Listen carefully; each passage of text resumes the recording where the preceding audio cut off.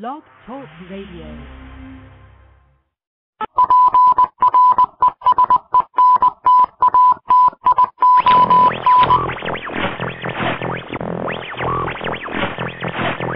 Welcome. There's a time when the operation of the machine becomes so odious, makes you so sick at heart that you can't take part.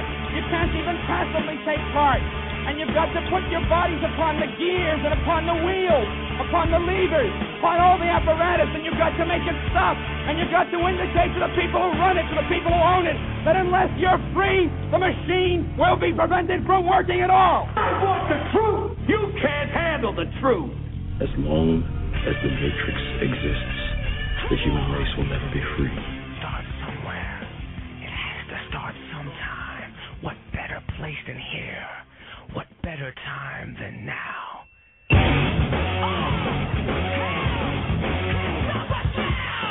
Terrorists! Terrorize this.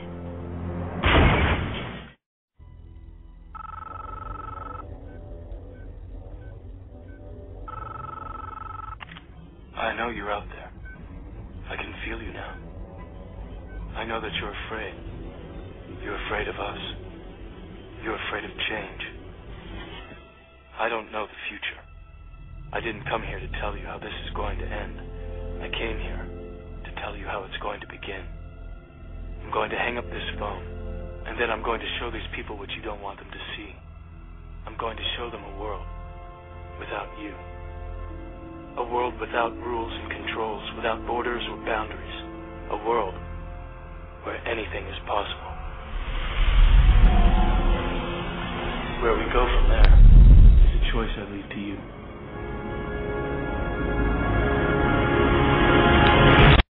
Greetings, free thinkers, preppers, anti-globalists, and off-gridders. It is Thursday, April 26, 2012, and you have found yourselves being backed into a corner here on the front lines in this war on our humanity. I am your man on point for the next 2 hours. That's right. 2 hours. You guys are in trouble. Broadcasting to you live from the FEMA East region of them all, FEMA Region 1. Tonight's call-in number, should you decide to let your voice be heard, is 917-889-3064. Because, remember, kids, remember, standing by helplessly while your 7-year-old daughter with cerebral palsy is labeled a threat to national security is not the time to let your voice be heard. Now's that time. 917-889-3064. Hey, make room in the chat room, will you? All right, there's a standing room only in there right now. All right. So we're on the new, we'll call it the summer schedule because it's summer and it's a new schedule. Thursday nights only at 6 p.m. for 2 hours are the new hours for the front. Although there may not be a show next week, I have a very good chance of being on the road. But I will be broadcasting from a different FEMA region in the very near future. Before we begin with the shenanigans that we're going to talk about this evening, let me do the normal plugs, the usual plugs, and some new plugs. First of all, frontradio.net. I think that's all I have to say. From there, you can get to our YouTube page, our Twitter account, and the Fascist Book page, if you so desire. Also, for as far as truther pages on Facebook goes, Revolution will be televised. My buddy Zach, he's a good man. Modern Day Hero. Okay. Check out his page. Revolution will be televised. Also, the most important page on Facebook is Rad Chick. There is nothing more important going on right now than Fukushima. Yeah, it's a broken record, but I got to drive the point home, people. Got to drive it home. You have to know. You have to know about Reactor 4 and the thread by which humanity is hanging right now. FukushimaFacts.com for all your Fukushima facts, obviously. FukushimaFacts.com. Yeah, you can get to that page, to that website via frontradio.net.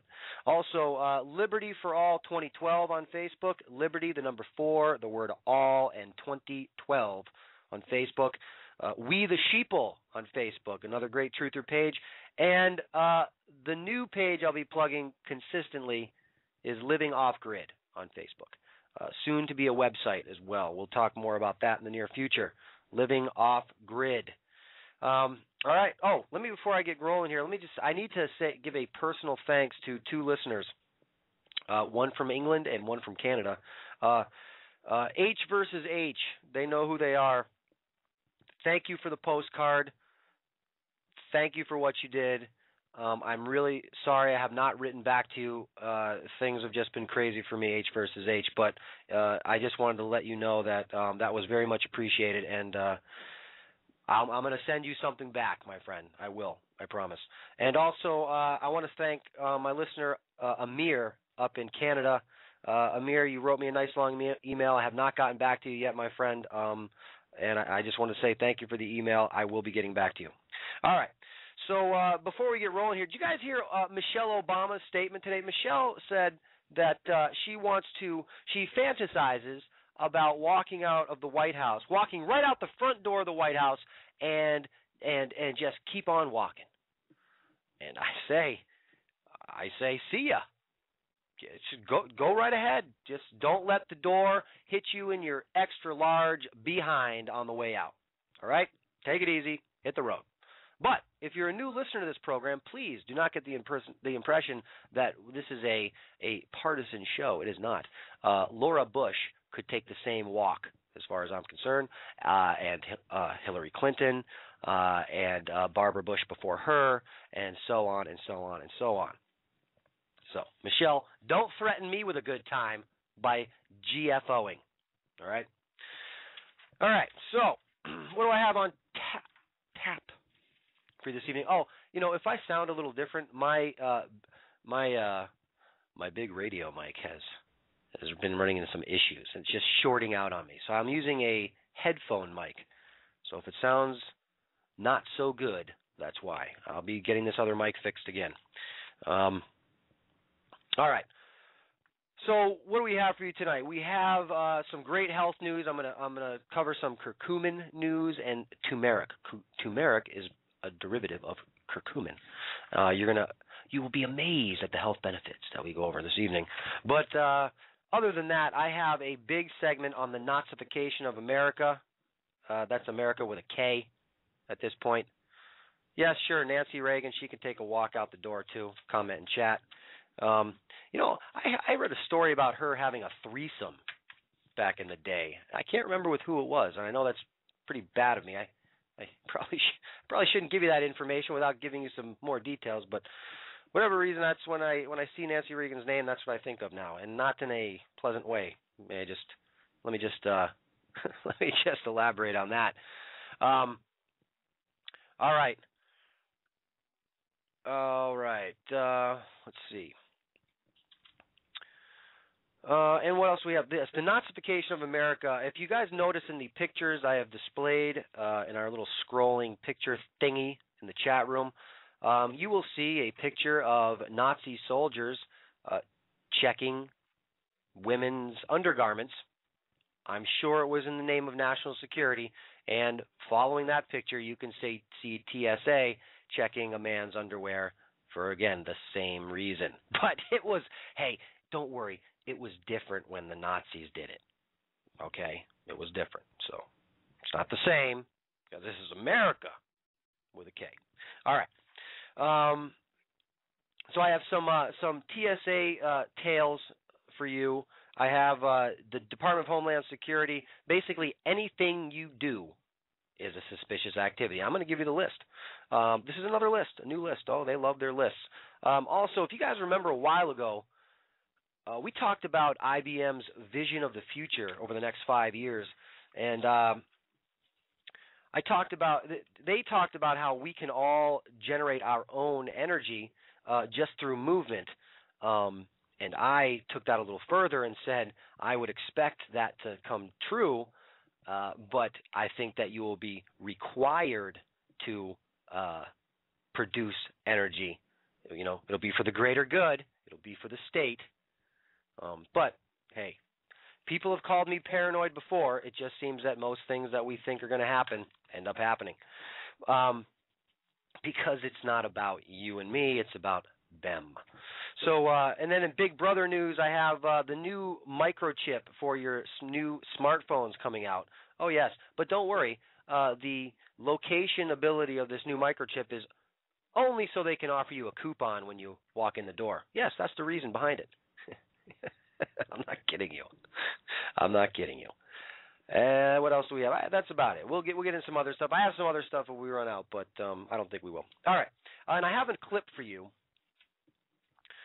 called "If I Wanted America to Fail." I don't know if you guys have seen this. I think it just recently started making its way around the internet, and it's put out by an organization called freemarket.org. I did not check into freemarket.org. Okay, so I don't know. I'm going to play the clip, and I'm not playing this clip as a supporter of freemarket.org because I don't know anything about them. Okay, so I'm not saying I don't support it either. I just don't know enough about it to say that I do. But the reason I'm going to play the clip is because the clip gives many examples of the doublespeak that we are given, and I think it points out some things that we have been told, just said in words, but the reality of those words is the complete opposite of the words.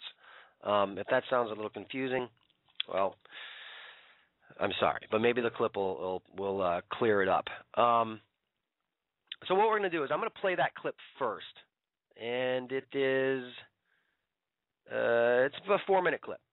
But listen to what he says. Okay, I don't know who this person is, and again, I'm not supporting freemarket.org, but just listen to how the clip explains ideas that have been presented to us as a society, such as environmentalism, and really what environmentalism actually is. Now that may sound confusing because I would consider myself an environmentalist. I care about the environment. I don't pollute it as much as I can, okay? Living the way I live right now. I should also point that out. But I care about it. I wouldn't go fracking for natural gas. I don't think that's really great for the environment. I wouldn't punch into salt domes in the Gulf of Mexico and cause massive oil leakage that's still leaking today. I wouldn't do that kind of thing. So I would consider myself an environmentalist. Whereas companies like BP funnel tons of money into environmental groups when they're one of the biggest perpetrators of environmental crimes on the planet. But you see, they control both sides, and that's the reason for pointing out this, for playing this clip and pointing this out. So I'll shut up. I'll play the clip, and we'll talk about it a little bit on the other side. All right, so here you go.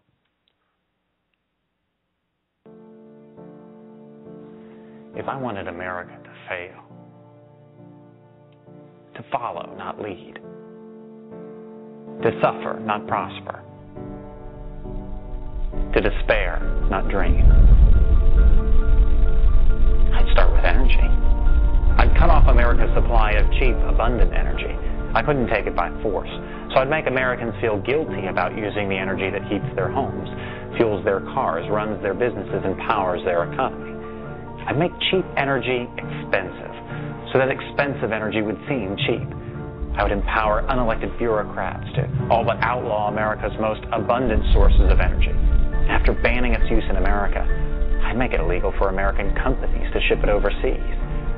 If I wanted America to fail, I'd use their schools to teach one generation of Americans that their factories and their cars will cause a new ice age, and I'd muster a straight face so I could teach the next generation that they're causing global warming. When it's cold out, I'd call it climate change instead. I'd imply that America's cities and factories could run on wind power and wishes.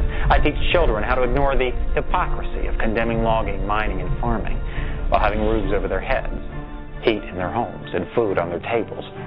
I would never teach children that the free market is the only force in human history to uplift the poor, establish the middle class, and create lasting prosperity. Instead, I demonize prosperity itself so that they will not miss what they will never have. If I wanted America to fail, I would create countless new regulations and seldom cancel old ones. They would be so complicated that only bureaucrats, lawyers, and lobbyists could understand them. That way small businesses with big ideas wouldn't stand a chance. And I would never have to worry about another Thomas Edison, Henry Ford, or Steve Jobs. I would ridicule as flat earthers those who urge them to lower energy costs by increasing supply. And when the evangelists of common sense try to remind people about the laws of supply and demand, I'd enlist the sympathetic media to drown them out. If I wanted America to fail, I would empower unaccountable bureaucracy seated in a distant capital to bully Americans out of their dreams and their property rights. I'd send federal agents to raid guitar factories for using the wrong kind of wood. I'd force homeowners to tear down their own homes built on their own land. I'd make it almost impossible for farmers to farm, miners to mine, loggers to log, and builders to build. Because I don't believe in free markets, I'd invent false ones. I'd devise fictitious products like carbon credits and trade them in imaginary markets. I'd convince people that this would create jobs and be good for the economy. If I wanted America to fail, for every concern I'd invent a crisis, and for every crisis I'd invent the cause, like shutting down entire industries and killing tens of thousands of jobs in the name of saving spotted owls. And when everyone learned the stunning irony that the owls were victims of their larger cousins and not people, it would already be decades too late. If I wanted America to fail, I'd make it easier to stop commerce than to start it, easier to kill jobs than create them, more fashionable to resent success than to seek it. When industries seek to create jobs, I'd file lawsuits to stop them, and then I'd make taxpayers pay for my lawyers. If I wanted America to fail, I would transform the environmental agenda from a document of conservation to an economic suicide pact. I would concede entire industries to our economic rivals by imposing regulations that cost trillions. I would celebrate those who preach environmental austerity in public while indulging a lavish lifestyle in private. I convince Americans that Europe has it right and that America has it wrong. If I wanted America to fail, I would prey on the goodness and the decency of ordinary Americans. I would only need to convince them that all of this is for the greater good. If I wanted America to fail, I suppose I wouldn't change a thing.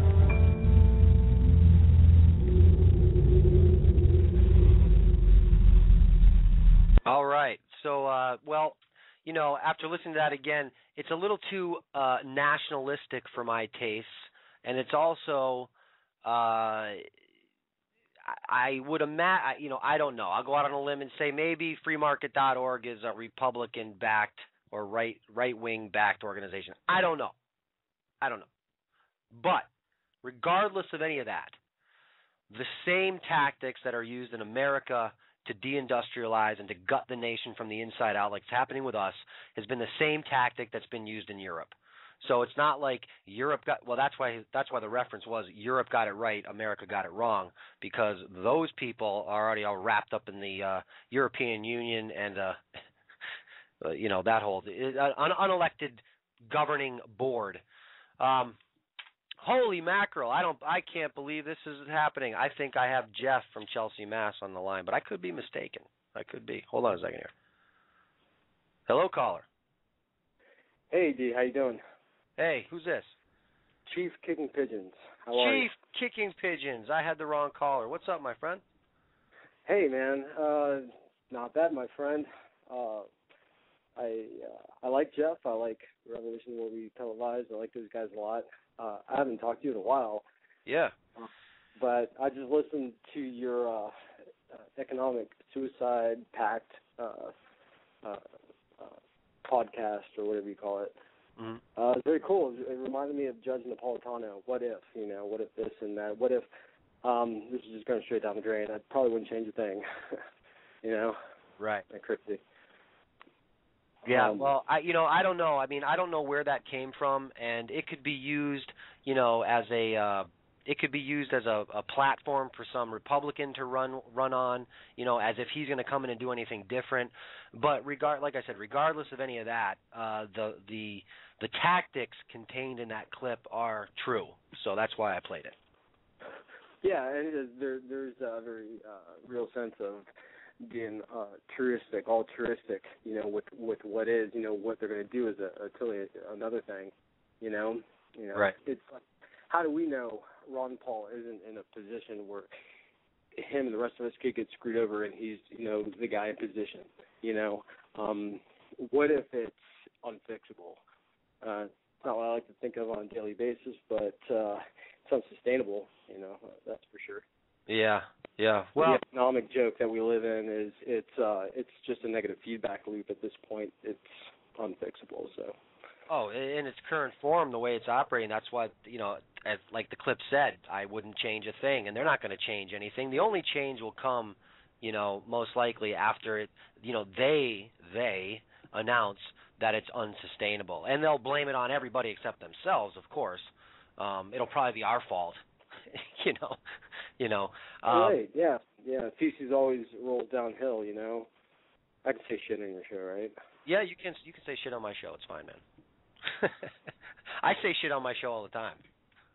but it does. I wrote a book called Obamonomics, and I'm not going to take too much of the listeners' time because you're on a roll. You've had some good shows lately. And it's all about, you know, trickle-up economics or grassroots economics. It's the opposite of what it's intended to be. These promises, this change that they promise, it's just all verbal fodder, you know. Pay attention to this while we distract you from that, you know. Yes. Say the same things over and over again, and you know, change is very interpretive, you know. You know what it reminds me of, Chief? It reminds me. You know what it reminds me of?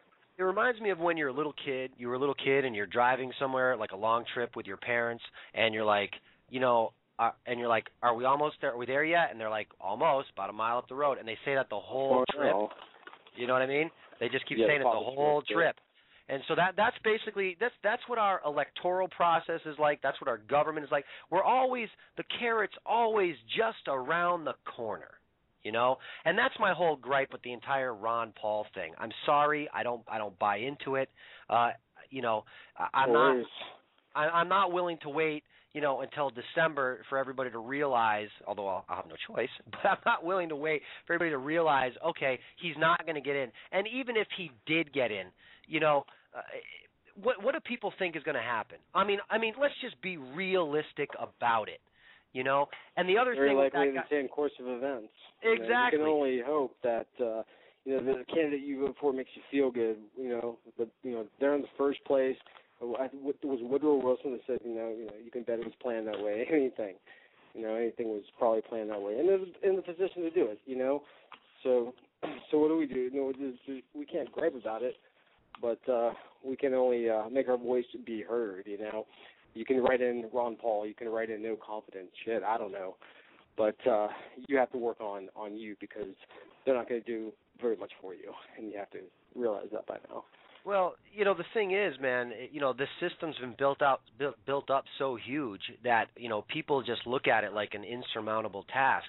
And you know, I just look at it like in baby steps. You know, the first step is non-compliance at this point. I cannot expect justice out of an unjust system.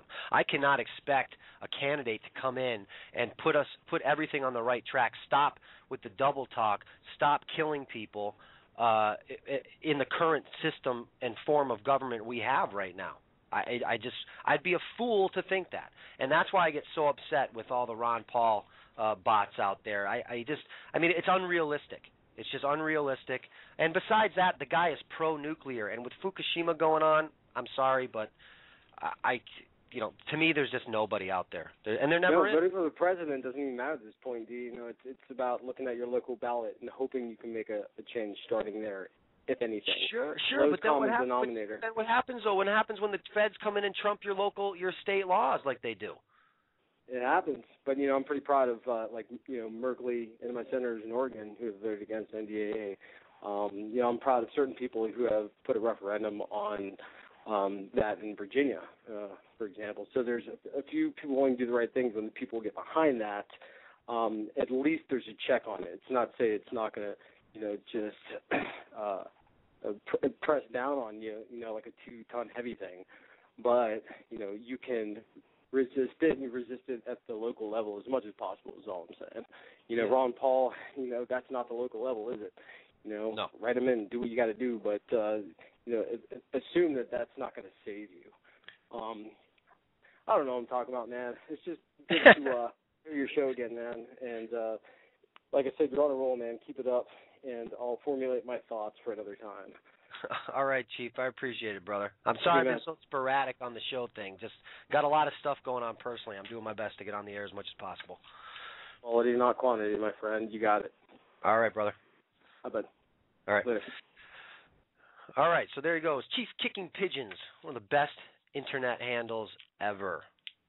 And, Chief, you're supposed to send me a picture of you playing out in my T-shirt, by the way. I don't mean to call you out on the air on it, but I've been waiting a while. All right. Anyway, as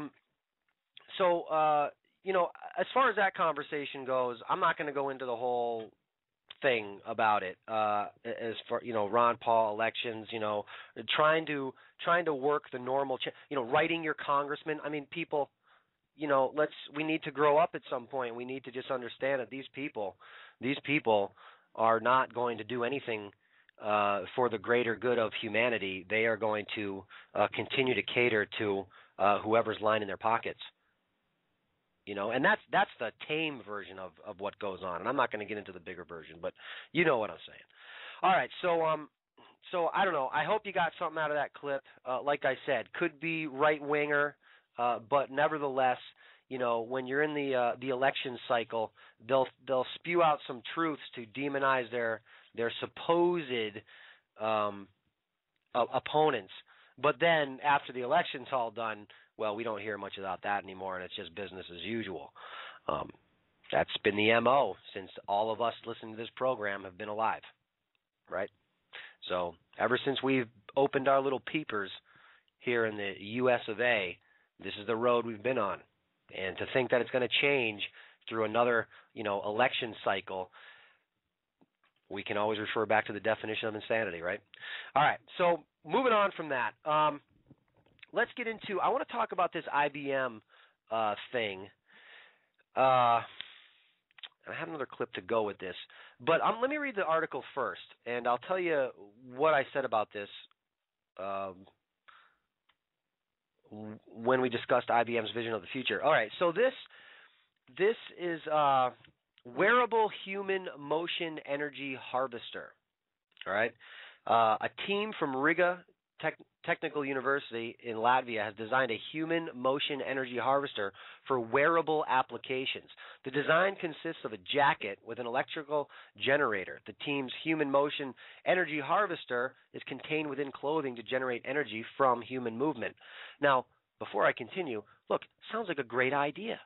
There's a lot of great ideas when it's presented to you, at first, but rarely do these great ideas actually help.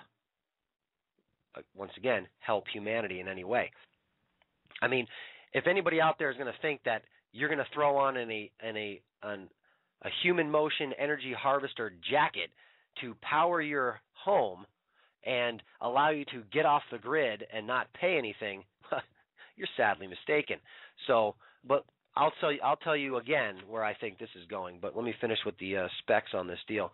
The device contains two parts, including a set of flat spiral-shaped coils, which consist of three groups of coils with identical winding direction connected in a series, keeping 1 centimeter space between them. Each coil group consists of 5 layers of flat coils with a diameter of 25 millimeters and 50 windings placed onto one another with an insulating layer in between. Planar coils are made of copper wire with a diameter of 0.22 millimeters. The second generator part is a lightweight, small, and strong neodymium, sorry, never saw that word in my life. It's a type of magnet with double magnetic field structure. The volume of the generator is around 4.8 centimeters cubed, and its mass, okay, blah, blah, blah, blah, blah, blah, blah. Due to the flat spiral-shaped inductive elements, the natural motion of the jacket sleeves are used to move a magnet along the coils, which are fitted near the jacket's side pockets, instead of the traditional magnet inside a coil motion. The team says the energy harvester can be used as a mobile and ecological clean source of energy, which is easy to use and does not substantially change the visual properties of the textile structures with its size or weight. The generator with the flat coil does not need extra room for magnetic motion, as it's located in a different part of the garment and therefore can be implemented in almost any garment. The prototype, which is tested with the wearer walking at a different speed of 3, 4, and 5, and 6 kilometers per hour, which according to the researchers corresponds to the slow, normal, and quick walk of a middle-aged man. The researchers concluded that the flat inductors for energy harvesting should be investigated, and their prototype showed that the insertion of the coils was achieved without any deformation of the garment at all. So, again, sounds like a great idea. Look, you're thumbing through your Sunday morning paper, you come across Old Navy, and they're like, hey, there's a sale on human motion energy harvester jackets. And you're like, whoa, maybe I'll go down there and I'll grab one of these things and I'll shave a little bit off my energy, off my electricity bill. Just shave it right off. Well, again, I don't think that's going to happen. I would imagine that you may be required as a citizen to put in your share of energy into the grid. Why do I think that? Well, let's listen to IBM's vision of the future in the next 5 years. Let's check this out.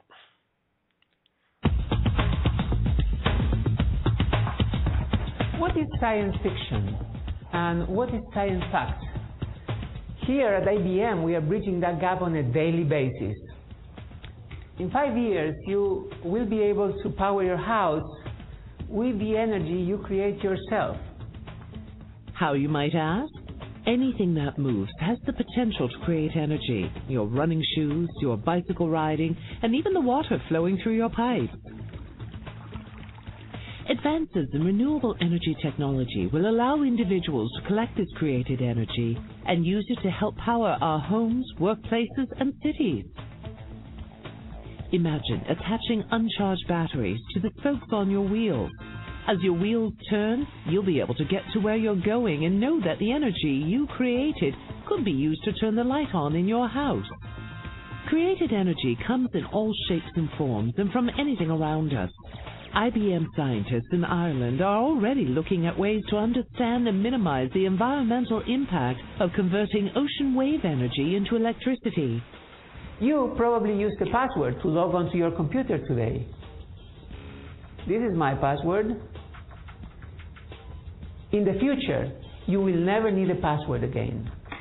Your biological makeup is the key to your individual identity, and soon it will become the key to safeguarding it. Biometric data such as retinal scans and voice files will be composited through software to build your DNA unique online password. Look at all our wasted brain power and wasted time trying to remember multiple passwords for various logins. Instead, you'll be able to walk up to an ATM machine to withdraw money by speaking your name or looking into the camera. As always, you'll be able to opt in or out of whatever information you choose to provide. Mind reading is no longer science fiction. From Houdini to Skywalker, mind reading has merely been wishful thinking for science fiction fans for decades, but their wish may soon come true. Within 5 years, we'll begin to see early applications of this technology. Beyond PC games, doctors could use the technology to test brain patterns, possibly even assist in rehabilitation and to help in understanding brain disorders, such as autism. IBM scientists are researching how to link your brain to your devices, such as a computer or a smartphone, so you just need to think about calling someone, and it happens. And perhaps many years in the future, if you want to type something, don't need to say a word or hit a single key, echoing the famous IBM motto, just think. The digital divide will cease to exist. In our global society, wealth of economies are decided by the level of access to information. And in 5 years, the gap between information haves and have-nots will cease to exist due to the advent of mobile technology. There are 7 billion people inhabiting the world today, and in 5 years, 80% of the current global population would each have a mobile device. It's cheaper to have a cell phone than open a bank account or buy a laptop, and because of this, communities are able to achieve much more than they had before. Members of a village could check weather reports for when to fertilize crops, or know when doctors were coming into town instead of having to wait at the crossroads. Imagine, growing communities will be able to use mobile technology to better serve people with new solutions and business models such as mobile commerce and remote healthcare. Junk mail will become priority mail. Think about how often we are flooded with information considered to be irrelevant or unwanted. It doesn't have to be that way anymore. In 5 years, spam emails will become personal notes as systems will be able to filter and find only the data that's important and relevant to you, and bringing you the information without you having to ask for it. Imagine your phone knowing that your favorite band is coming to town and to put tickets on hold for you to purchase. Or that a snowstorm is about to affect your travel plans and you should reroute your plane tickets. News, sports, politics. Giving power to your mobile phone to make purchases on your behalf. You'll trust the technology will know what you want, so you can decide what to do with it. So, there's our 5 in 5. How we will adapt these technologies to our daily lives is part of the exciting research IBM and our collaborators are undertaking. All right, you little Nazi. I'm done listening to him. Look it. I don't know, but all those examples of what that supposed technology will alleviate us of or allow us to do. Well, let's look. I LOL'd at members of a village will know when to plant their crops.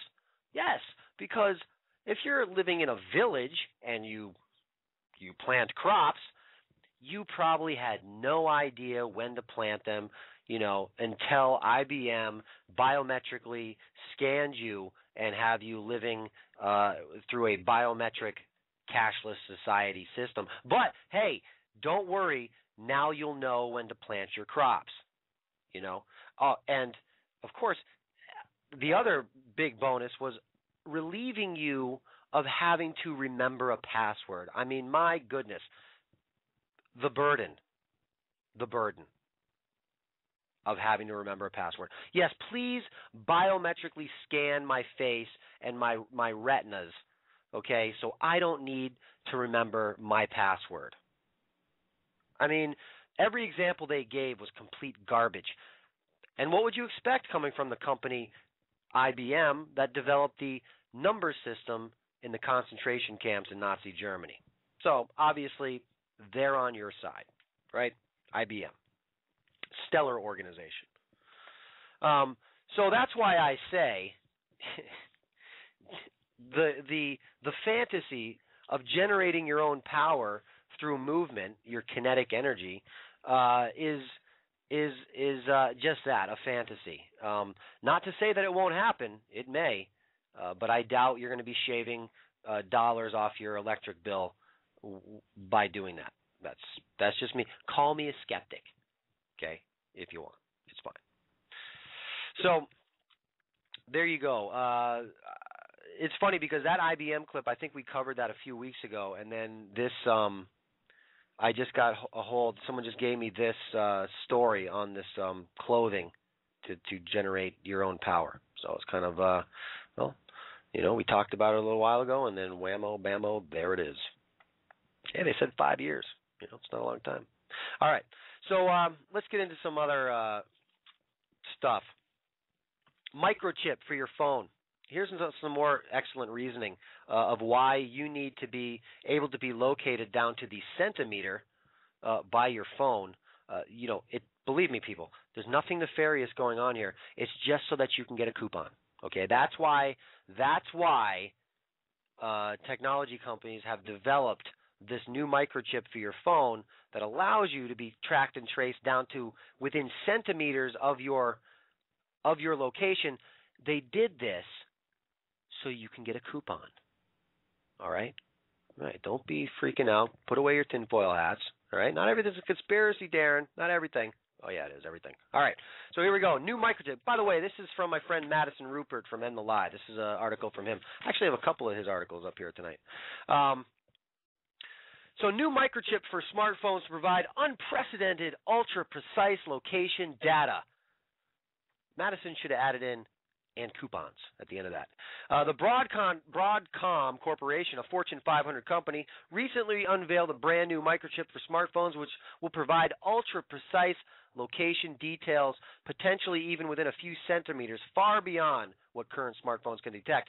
Today's cell phones, but smartphones in particular, have become one of the most powerful surveillance tools available, with carrier IQ and citizen spying applications distributed by both the private sector and the government agencies, which are techniques to encourage citizen spying and a total lack of privacy. Side note, some people that don't understand the subject matter that we cover on this program and programs like this, they tend to think you're a little paranoid, and they think that you think that the government is watching you and, they're listening to you. And they think that you think the government's out to get you. Well, they are, but I don't say me specifically. It's us, They're going to get us as a family unit, everybody. But anyway, not gonna, are getting us. But the thing is, they don't have to come into your house and bug you. We are bugging ourselves. We are allowing the vampire in the door. We're opening the door. Come on in and suck the life right out of me, vampire. That's what we do with our televisions, our phones, our computers. We just, with your data recording box in your new 2015 car, you're just letting the vampire in. There's no need to send an agent out to secretly bug your house, or your bloggings. None of that. No. We're bugging ourselves willingly. And not only are we doing it willingly, we're paying for it. We're happy about it. Yeah, it's crazy.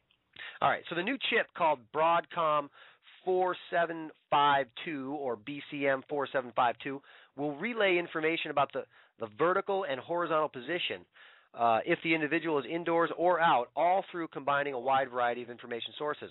It is loaded with sensors which can draw data from global navigation satellites, which is common in many modern smartphones, along with cell phone towers, wireless hotspots, gyroscopic information, data from the phone's accelerometer, step counters, and even altimeters.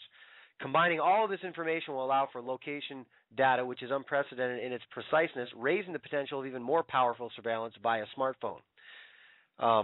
Technology Review points out that in our radio frequency dense modern world, which is only becoming increasingly saturated with electromagnetic radiation with smart meters and near ubiquitous wireless internet, not to mention cell phone radiation, more location data will be made available to manufacturers of mobile devices, thus making location-based services even more refined. The sheer amount of information that could be garnered from this new chip is nothing short of unbelievable. Theoretically, the chip can even relay the exact floor of a building you are on by assessing information from the atmospheric pressure sensor already present on many Android-based devices. You guys remember the newest Batman movie with the Joker? And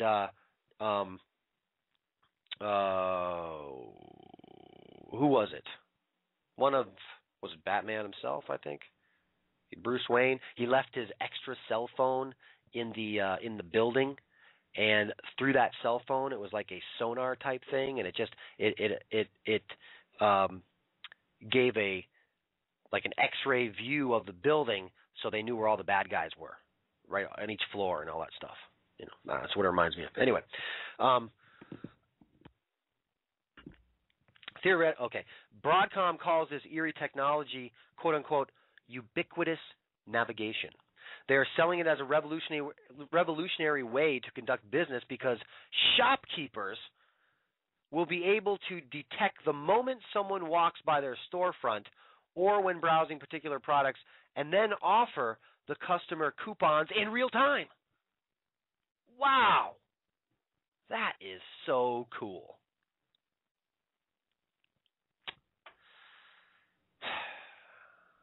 Do you see the reasonings for all of these things that we're told? It's like we're a bunch of kids playing with colored blocks on the floor, and they're like, here's this cell phone. Here's this game, kids. You play with it. And look at it. It's going to give you money, and it's going to give you chocolate and candy and a new pony and everything. What? I want to opt out of the coupon thing, okay? So stick me with the old chip that can only locate me within a few 100 yards, maybe. All right. So there you go. That's the reason for it. Shopkeepers. Who the hell calls anybody a shopkeeper anyways? What? A shopkeeper? Doesn't the shopkeeper need something to interact with the phone? To let him know that a carrier of this new smartphone technology has now walked into his door or her door, and the shopkeeper can now, start the coupon sequence? Is it just me? I don't know. The fact that this, okay, let's see here. I see this claim a lot, like the selling points for many other products, which fall into the category of Big Brother technology, like Google's new patent, which would allow a disturbing amount of information to be collected in order to produce targeted advertisements. You're already being targeted in your advertisements. Look, people, when you log on to websites, do you think it just happens to be the stuff you've bought before is now displayed on sale on the side of the browser? Just lucky, I mean, God, I placed an order into VitaCost, and for the next 3 weeks, all I have is creatine and protein powder ads on every website I look at. I'm pretty sure not every website is advertising creatine and protein powder, but that's just for me. It's all for me.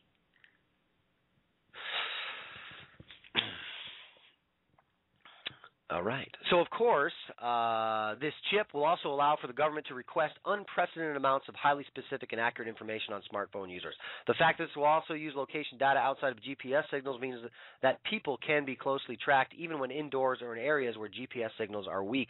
Currently, Broadcom is already the provider of the majority of GPS chips to manufacturers of smartphones, meaning that the new chip will likely have a large customer base. Well, of course, but they're not going to advertise phones with this new chip in it as, hey guys, get the iPhone 6 with the new tracking chip.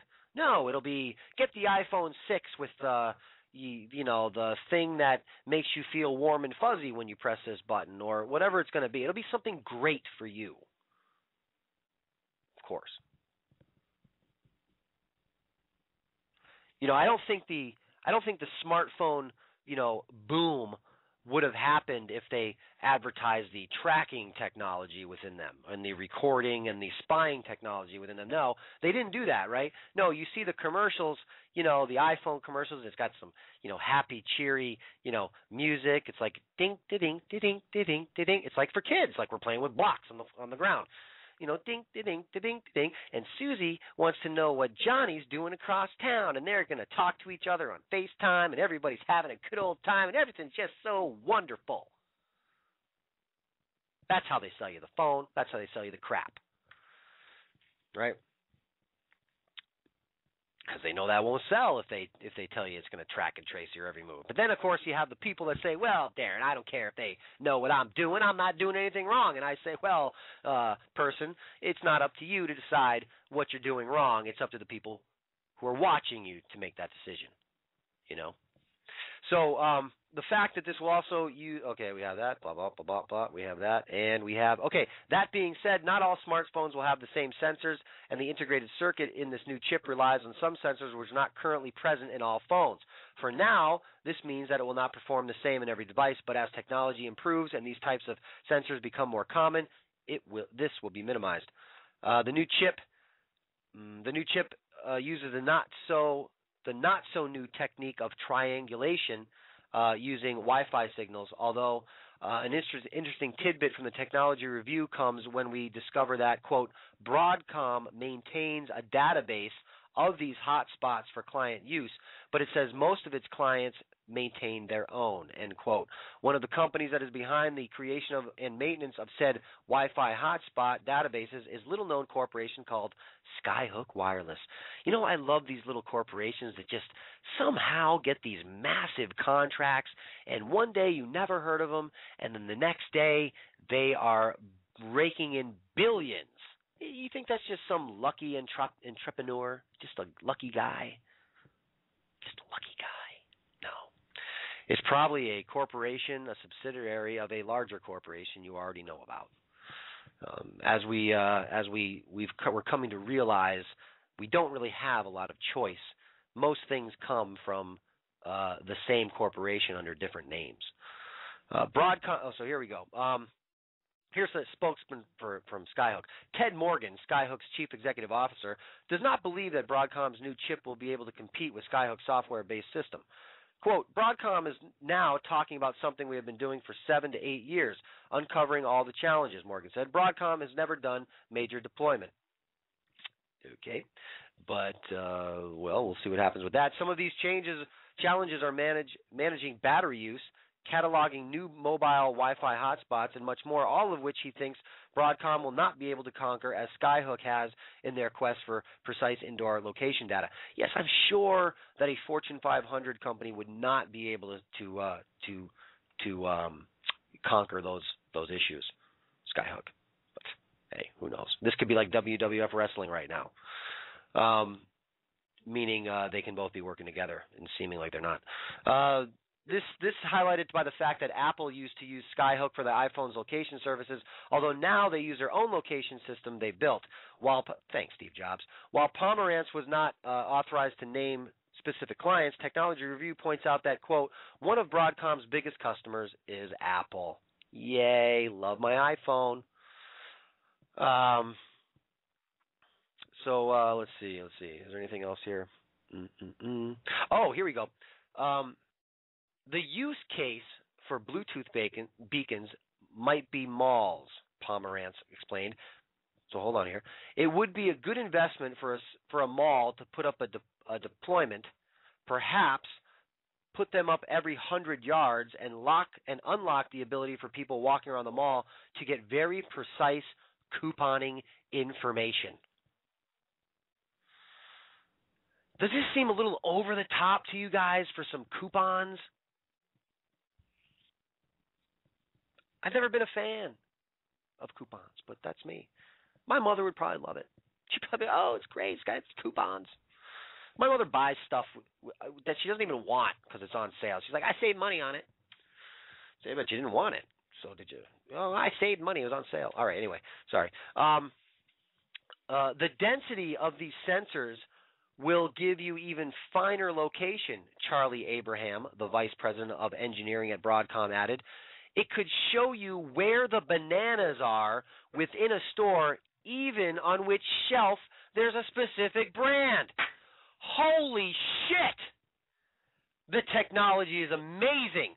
I mean, Charlie Abraham, until this point in time in my life, I did not know where those bananas were. I mean, I had to rely on my eyes, for God's sakes. The horror. I've been roughing it for 44 years. I didn't know that my phone could tell me where the bananas are in a store, where a specific brand is located. My God. This is amazing. Next thing you know, we'll be putting a guy on the moon.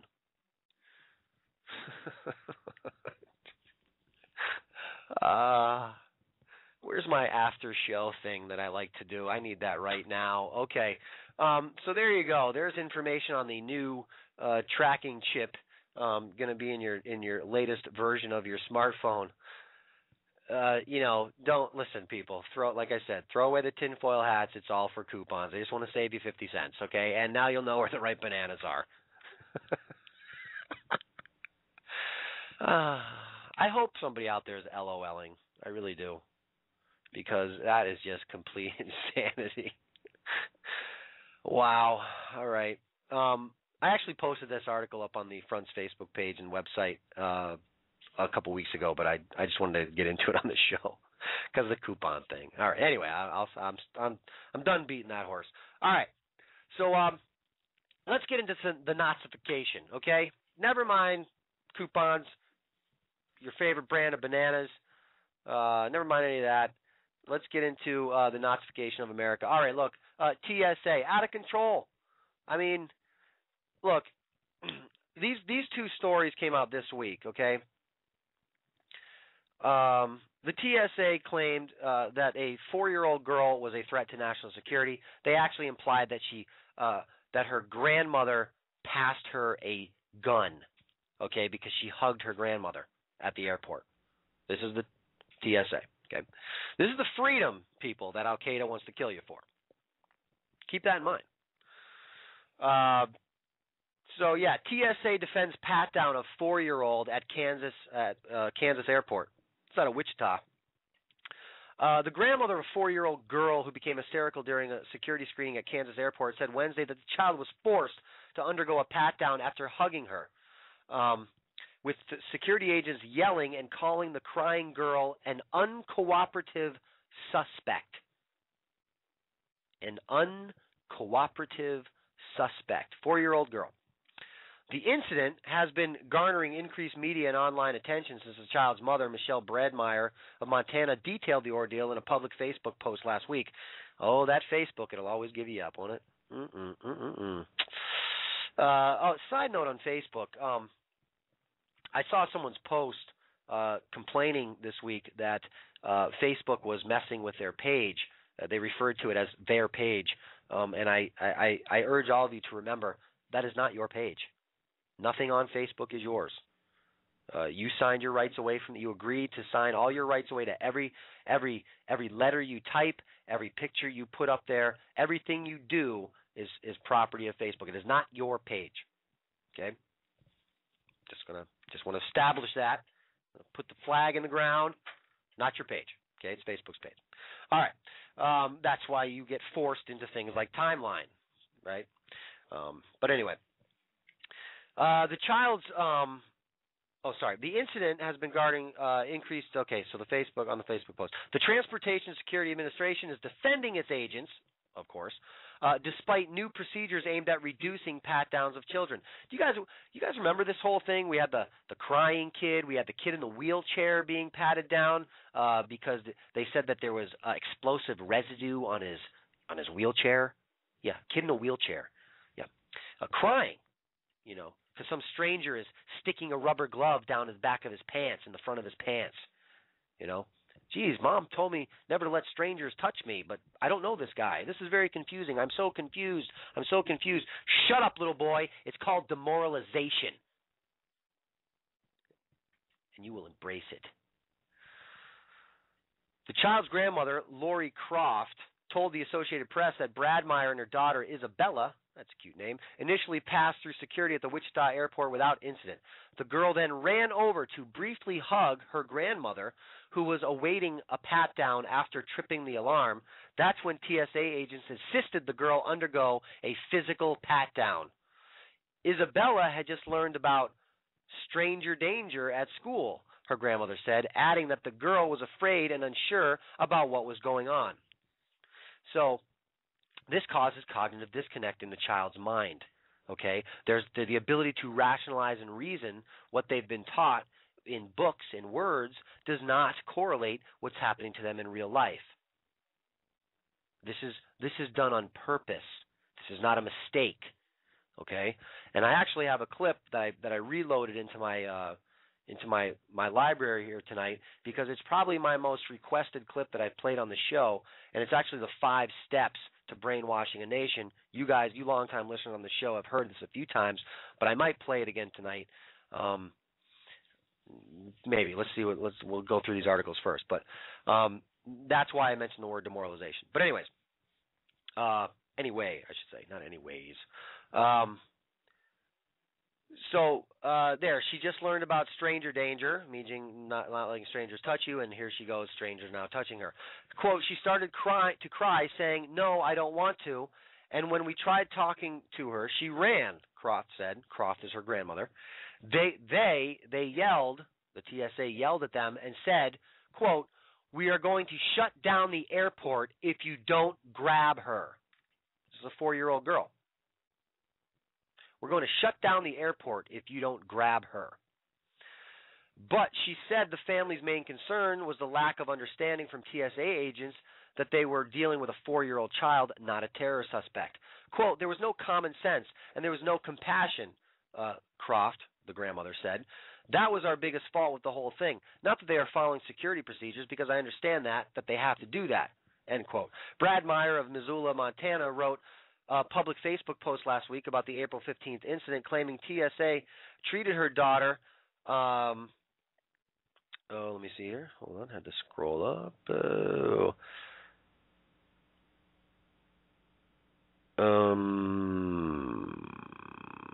This is when the 80s comes back to kick my butt. She said the family's main concern was a lack of understanding from the TSA agents that they were dealing with a 4-year-old child, not a terrorist suspect. The TSA released a statement Tuesday saying it explained to the family why additional security procedures were necessary and that agents didn't suspect or suggest the child was carrying a firearm.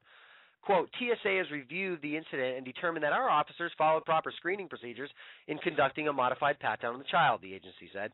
The statement noted that the agency recently implemented modified screening procedures for children aged 12 and younger to further reduce the need for pat-downs of children, such as simple passes through the metal detector and advanced imaging technology. So yeah, they don't mind. Look, if they can't get their little pedophilia paws, cloven hooves all over your kids, then they'll just send them through the radiation chamber. Okay, they'll just send them through that. Either way. The radiation chambers that the TSA claimed, was emitting quote unquote safe doses of radiation, but then refused to release the data. So you just have to believe them. I mean, I do. I'm an American, so I believe everything I'm told. All right. So the statement noted that the agency, blah, blah, blah, blah. Quote, "These changes in protocol will ultimately reduce, though not eliminate, pat-downs of children," the statement said. "In this case, however, the child had completed screening but had contact with another member of her family who had not completed the screening process." So here you have a 4-year-old girl and a grandmother hugging, whammo, bammo, security threat. Shut down the whole airport. Do you guys know that TSA has not caught one single terrorist? Not one. Not one. You know why? Because there are no terrorists. I almost dropped the F-bomb with that. All right. The statement noted that the agency recently, we have that. U.S. Senator John Tester, a Montana Democrat, pressed the TSA for more information Wednesday. Tester, a member of the Senate Homeland Security Committee, said he was concerned the TSA went too far. Well, I think, Senator Tester is probably just trying to make himself look real good by trying to come to the aid of a 4-year-old girl, myself. But like I said, I'm slightly jaded to this. Quote, "I'm a staunch advocate for effective transportation security, but I'm also a strong advocate for common sense and the freedoms we enjoy as Americans. Really, Mr. Tester, please list those freedoms for me." Tester wrote to TSA Administrator John Pistole. We've heard Mr. Pistole's name before, haven't we? Pistole. Quote, "Any report of abuse of the power entrusted to officers of the TSA is especially concerning, especially if it involves children." In a phone interview from her home in Fontaine Valley, California, Croft, the little girl's grandmother, said Brad Meyer tried to no avail to get TSA agents to use a wand on the frightened child or allow her to walk through the metal detector again. Nope, they wouldn't allow any of that. They wanted to pat her down because she hugged grandma. The incident, and this guy, and we're talking common sense here, right? So, Mr. Tester, perhaps you should target the TSA's protocol, right? Their procedures. Maybe you should bring light to that instead of just focusing on this isolated incident. Now, see, I don't know if Mr. Tester is actually an intelligent individual. I don't know. I don't know if he's just shamming it up, or if he just doesn't really get it. I don't know. But either way, the incident went on for maybe 10 minutes until a manager came in and allowed agents to pat the girl down while she was screaming but being held by her mother. It's fun traveling, isn't it, Susie?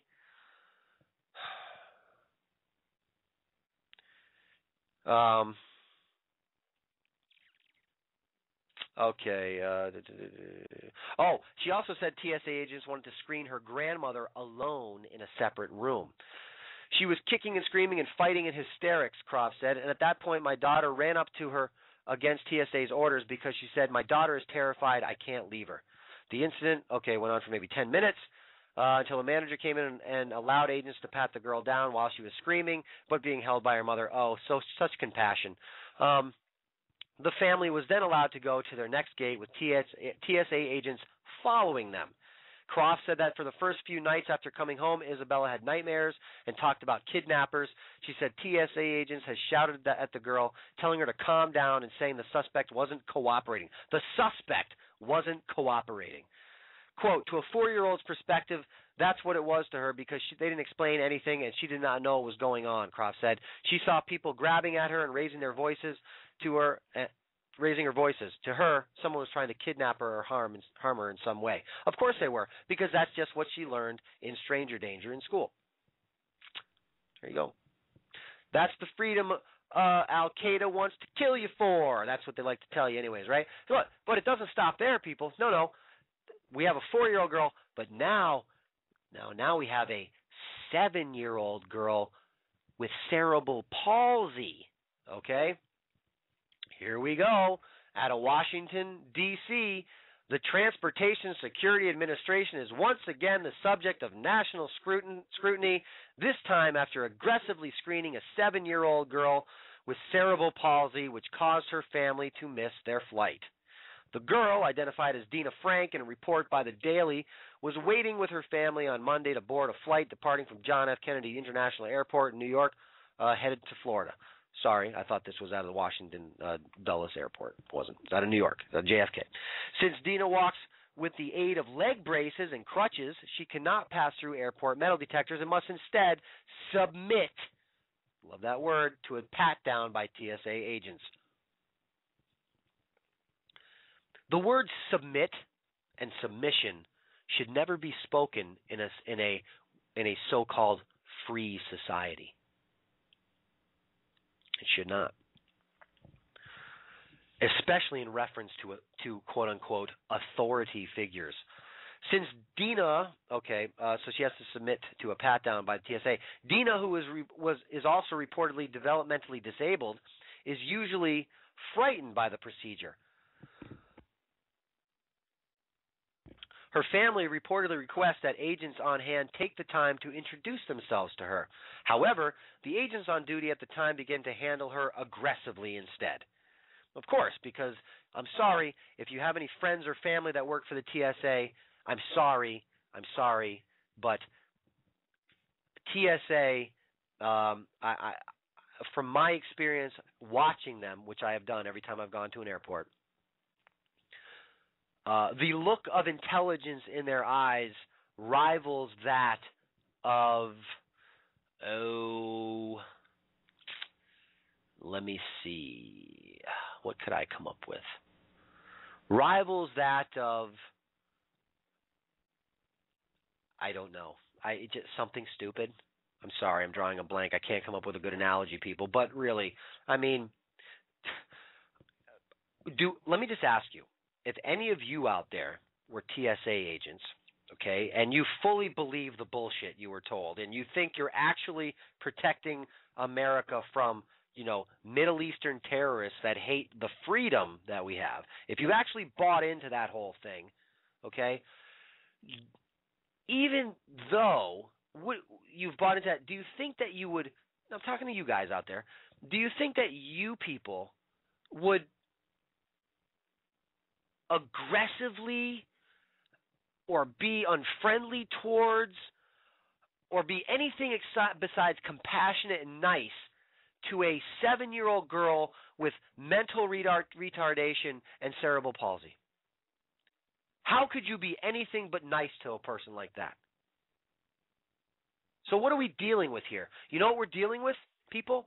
We're dealing with people who have bought into something and that have no compassion and that are just following their orders. And that is the mantra they will speak till their dying day, just following orders. Just like people who threw people into ovens in Germany, just like people who shot people in the back of the head and made them fall into ditches in Germany. Just following orders. Just like American troops slaughtering innocent people over in the Middle Eastern countries, just following orders. Everybody's just following orders. It's the biggest scapegoat. It's kind of saying like, hey, let's just leave it in God's hands. Just following orders.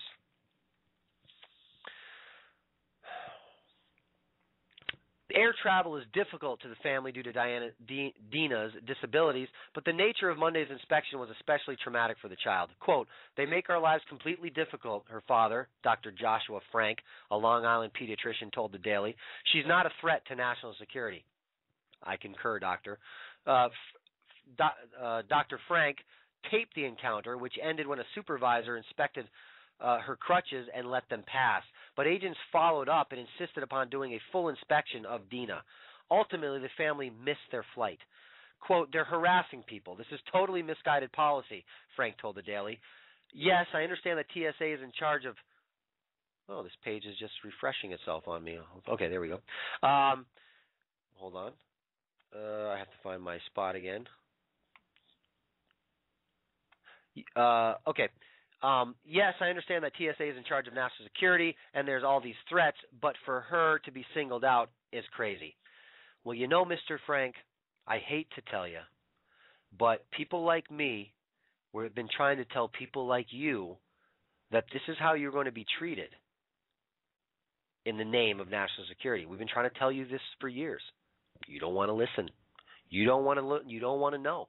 You want to bury your head in the sand and pretend that can't happen here. But it's happening here, isn't it? And if you think it's going to stop there, I don't know what planet you're on, but nothing has stopped in its intensity and its progression. Nothing. So to think that it's going to go anywhere but worse, that would be an anomaly. That would be a miracle. That's what that would be.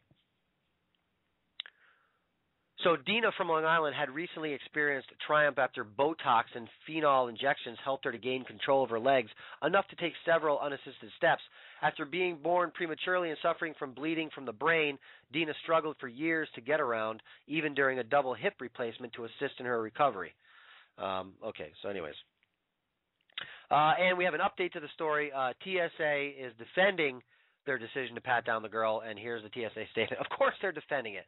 It's just like the police. They're always defending procedure. They're always defending the police officer followed protocol, people. He's just following orders. Just following orders. So the TSA says, the TSA has reviewed the incident and determined that our officers followed proper screening procedures in conducting a modified pat-down of the child. That's it. Shut up, citizen. So there you go. So like I mentioned, demoralization, people. Cognitive disconnect in the child's mind. You know, I'm 44. Okay? Any of you out there around my age, when we were kids, what did a police officer look like in a picture? He had slacks on. He had a shirt. He had a stupid, goofy hat on. A billy club, maybe, and sometimes a gun. And shoes that you knew he couldn't catch you in. Right? And we were taught to trust police. And you maybe for the most part you could have back then. And when I say police, I'm just gonna wrap all these people in together, all these badgers in together, okay? Because that's what they are. They're all following federal protocol now, so they're all the same. I don't care if it's local police, state police, TSA, DHS, FBI, CIA, all of them. They're all following the federal guidelines as far as battling, terrorists.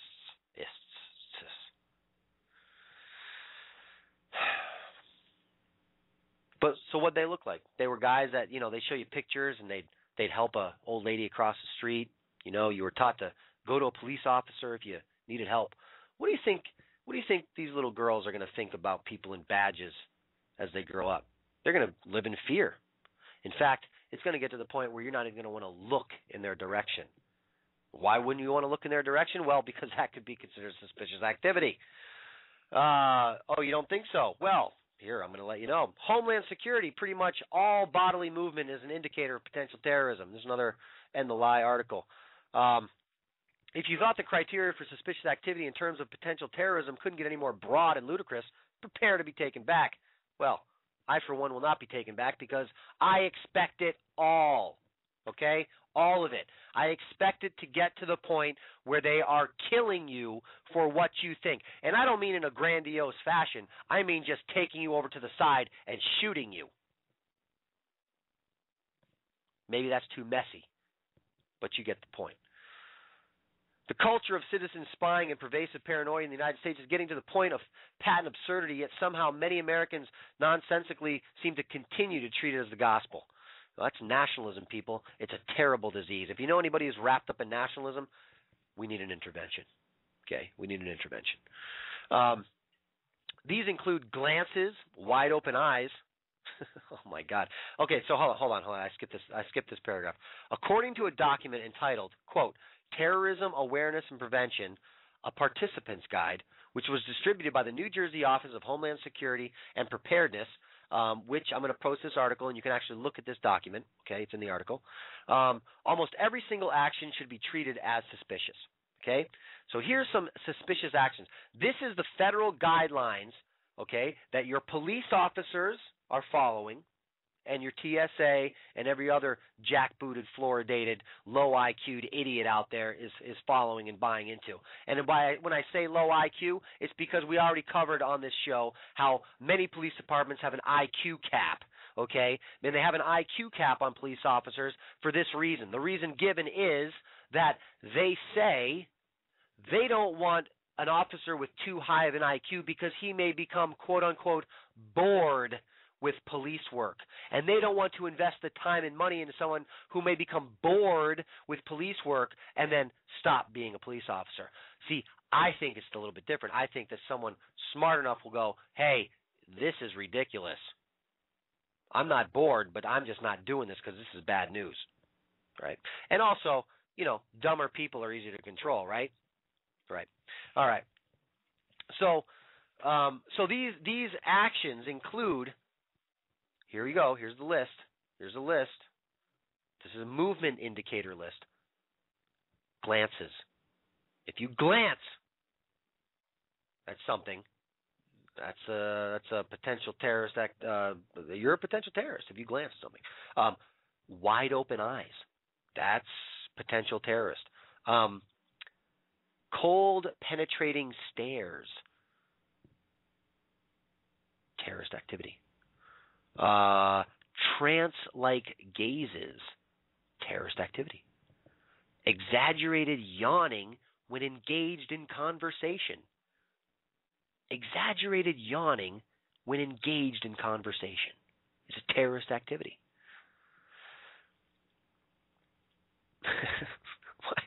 Protruding or beating neck arteries is a terrorist indicator. What? What else we have? Repetitive touching of face is a terrorist. Tugging on or covering your ears is an increased terrorist activity.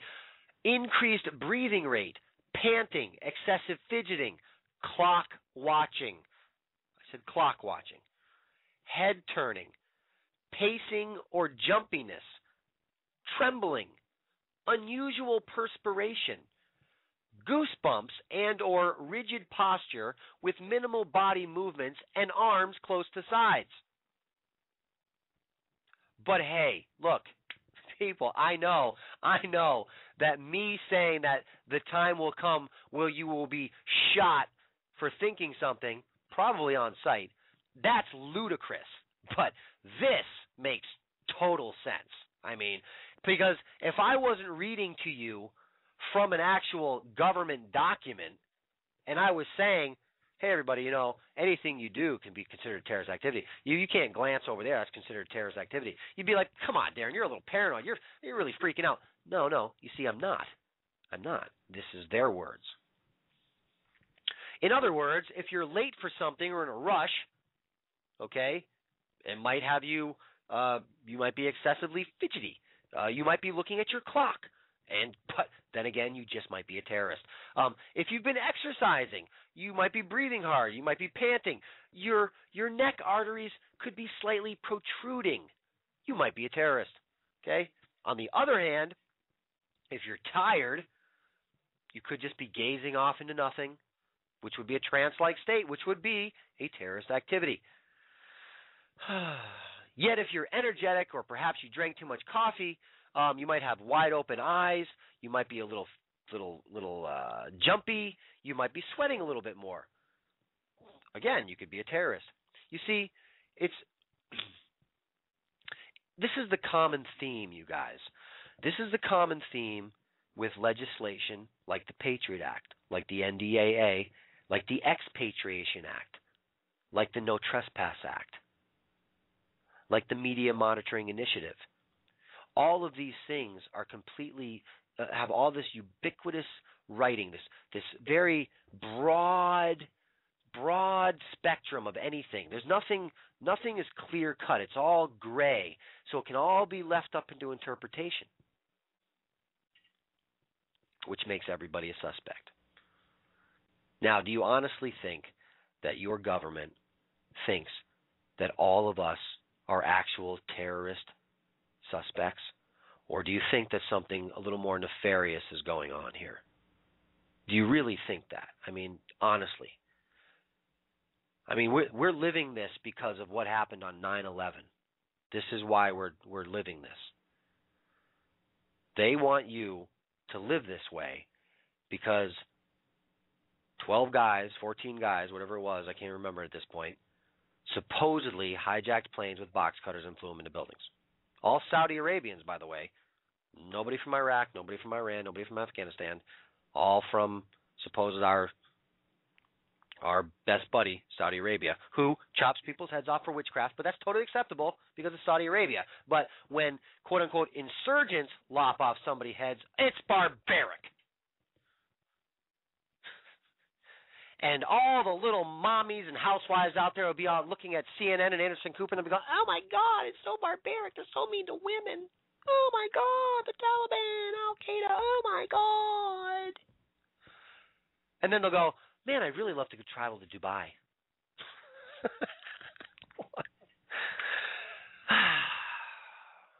All right, so there you go. Everything can be a terrorist activity. You're a suspect no matter what you do. And now that you know this, and if you're going to try not to do any of these things, you're going to look even more suspicious. It's even more insane when they go over signs which make make a vehicle itself suspicious. These include, this is vehicle protocol, okay? This is what, if you have a vehicle like this, you're a terrorist suspect, okay? Unusual items clearly visible inside or attached to the outside of the vehicle. What the F does that mean? What does that mean? Unusual items clearly visible inside or attached to the outside of the vehicle. I don't even know what that means. Stopped or parked in strange or out-of-place locations. What makes an out-of-place location? If you're anywhere but in a parking space, does that mean you're in an out-of-place location? I don't know. parked close to agency assets such as terminals, rail lines, and bridges. Okay? Missing or altered license plates. Well, we all not going to drive around with a missing or altered plate. You know, you're not going to want that hassle. Visibly overloaded or sagging. If your vehicle is visibly overloaded or sagging, you could be a terrorist. You're not moving anywhere, and you have crappy shocks on your vehicle. You're just a terrorist. This means that the ultimate potential terrorist might be someone who has a brand new truck with temporary tags, overloaded with paint removal equipment, or anything else quote-unquote unusual, or with an off-road driving kit on the outside who happens to be stopped in an out-of-place location, perhaps in order to go hiking, or maybe park near a bridge, perhaps to remove graffiti. Okay, yes, removing graffiti is a little far-fetched, but so is being called a terrorist because you park in quote-unquote an out-of-the-way location. Keep in mind that I, and I'm sure most other thinking people, could come up with hundreds of different situations that fit all the above criteria yet are wholly innocuous. Okay, so there you go. Oh, there's more. Sorry. Also, any unexpected mail from a foreign country. Wow, I just got some of that. I got an unexpected postcard from a listener in the UK. I wasn't expecting a postcard. I guess I'm a terrorist. That was a terrorist activity. Someone sent me a nice postcard, and now I'm a terrorist.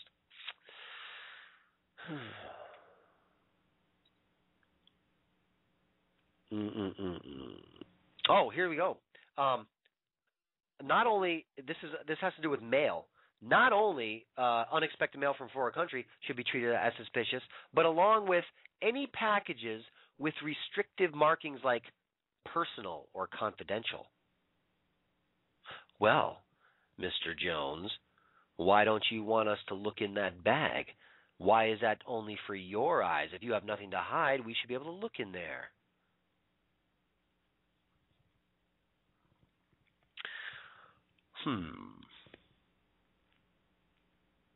Okay. And anything which is, quote-unquote, poorly printed with, quote-unquote, excessive tape or string and, quote-unquote, misspelled names.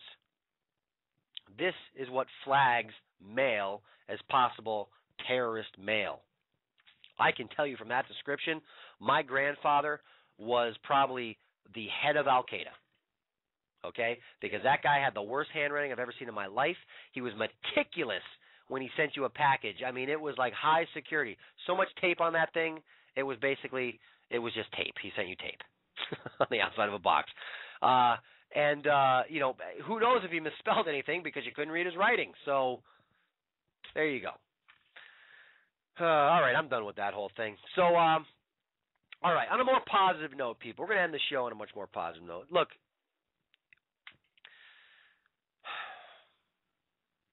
I don't know. It's crazy when you start to sit back and really start to contemplate the whole thing. But you know what I'll do? I'm going to play the clip for you, okay? I'm going to play the clip of the 5 steps to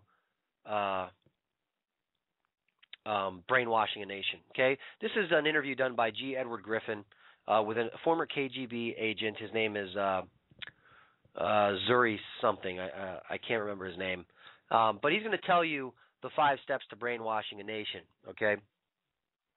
See if it sounds familiar. Now, this is done back in the 80s, okay? So he's going to mention Walter Mondale, so don't let that throw you off track. But just check it out. If you haven't heard this, you'll find it pretty interesting. Let me find it. Where are we? Ah, there we go. This is what he refers to. The 5 steps to brainwashing a nation are something that's called ideological subversion. Ideological subversion, which may apply to this 4-year-old girl's incident at the airport with her stranger danger teaching as ideology and then subversion by the TSA. I don't know. I'm reaching for it down there. All right, but anyways, check out this clip. Our conversation is with Mr. Yuri Alexandrovich Bezmenov. Mr. Bezmenov was born in 1939 in a suburb of Moscow. He was the son of a high-ranking Soviet Army officer. He was educated in the elite schools inside the Soviet Union and became an expert in Indian culture and Indian languages. He had an outstanding career with Novosti, which was and still is, I should say, the press arm or the press agency of the Soviet Union. It turns out that this is also a front for the KGB. He escaped to the West in 1970 after becoming totally disgusted with the Soviet system, and he did this at great risk to his life. He certainly is one of the world's outstanding experts on the subject of Soviet propaganda and disinformation and active measures. When the Soviets use the phrase ideological subversion, what do they mean by it? Ideological subversion is the process which is legitimate, overt, and open. You can see it with your own eyes. All you have to do, all American mass media has to do, is to unplug their bananas from their ears, open up their eyes, and they can see it. There is no mystery. There is nothing to do with espionage. I know that espionage intelligence gathering looks more romantic. It sells more deodorants through the advertising, probably. That's why your Hollywood producers are so crazy about James Bond type of thrillers. But in reality, the main emphasis of the KGB is not in the area of its intelligence at all. According to my opinion and opinion of many defectors of my caliber, only about 15% of time, money, and manpower is spent on espionage as such. The other 85% is a slow process which we call either ideological subversion or active measures, активные мероприятия in the language of the KGB, or psychological warfare. What it basically means is to change the perception of reality of every American to such an extent that despite of the abundance of information, no one is able to come to sensible conclusions in the interests of defending themselves, their families, their community, and their country.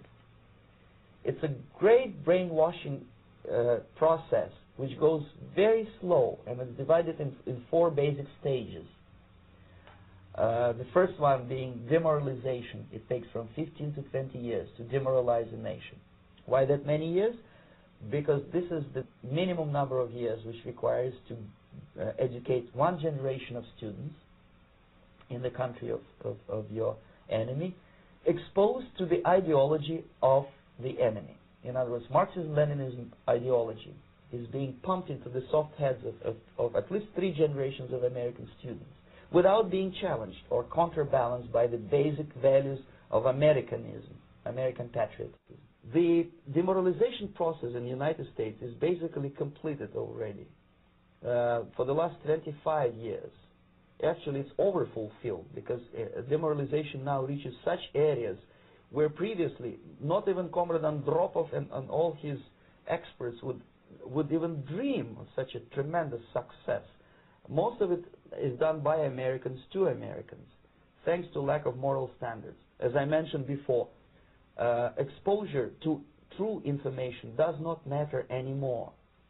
A person who was demoralized is unable to assess true information. The facts tell nothing to him. Even if I shower him with information, with authentic proof, with documents, with pictures, even if I take him by force to the Soviet Union and show him concentration camp, he will refuse to believe it until he is going to receive a kick in his fat bottom. When a military boot crashes then he will understand, but not before that. That's the tragic of the situation of demoralization. The next stage is destabilization.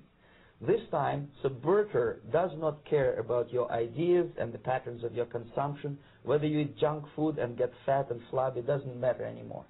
This time, and it takes only from 2 to 5 years to destabilize a nation,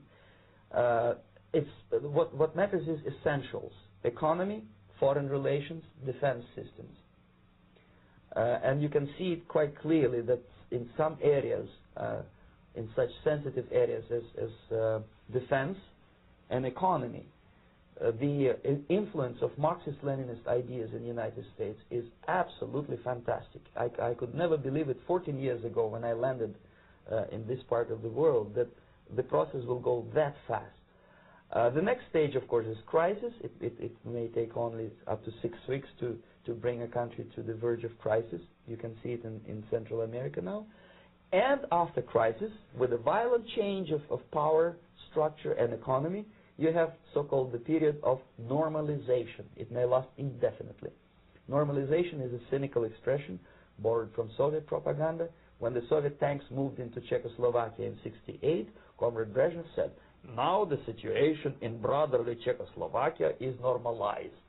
This is what will happen in the United States if you allow all these schmucks to bring the country to crisis, to promise people all kind of goodies and the paradise on earth, to destabilize your economy, to eliminate the principle of free market competition, and to put a big brother government in Washington, D.C., with benevolent dictators like Walter Mondale, who will promise lots of things, never mind whether the promises are fulfillable or not. Your leftists in the United States, all these professors and all these beautiful civil rights defenders, they are instrumental in the process of the subversion only to destabilize the nation. When their job is completed, they are not needed anymore. They know too much. Some of them, when they get disillusioned, when they see that Marxist-Leninists come to power, obviously they get offended. They think that they will come to power. That will never happen, of course. They will be lined up against the wall and shot. But they may turn into the most bitter enemies of Marxist-Leninists when they come to power. And that's what happened in Nicaragua. You remember most of these former Marxist-Leninists were either put to prison or one of them split, and now he's working against Sandinistas. It happened in Grenada when Maurice Bishop was already a Marxist. He was executed by a new Marxist who was more Marxist than this Marxist. Same happened in Afghanistan when first there was Taraki, he was killed by Amin, then Amin was killed by Babrak Karmal with the help of KGB. Same happened in Bangladesh when Mujibur Rahman, very pro-Soviet leftist, was assassinated by his own Marxist-Leninist military comrades.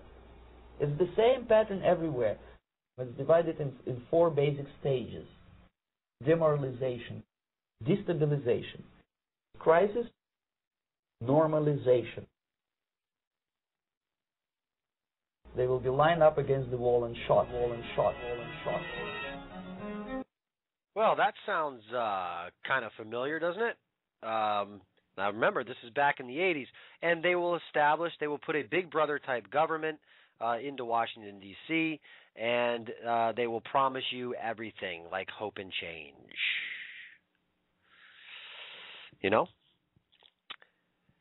I'm not saying that he was specifically talking about what's happening today, although it seems fairly coincidental, I would say.